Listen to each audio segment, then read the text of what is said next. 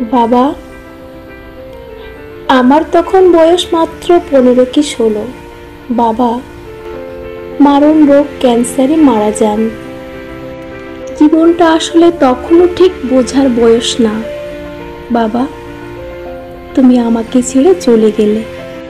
তুমি বলতে না, আমার মেয়ে স্মার্ট, শিক্ষিত, নিজের পায়ে দাঁড়াবে। কিন্তু আমি বরাবরই একটু চুপচাপ, নম্র, ভদ্র। সবেমাত্র বুঝতে শিখেছিলাম জীবন মানে কি। আর ঠিক তখনই সবচেয়ে বড় ছায়াটা তুমি হারিয়ে গেলে। জানো বাবা, আমি এখন বিবাহিত। আয়নার সামনে দাঁড়িয়ে সব সময় তোমার কথাগুলো মনে করি। তুমি বলতে না, তুই পারবি মা, তুই পারবি।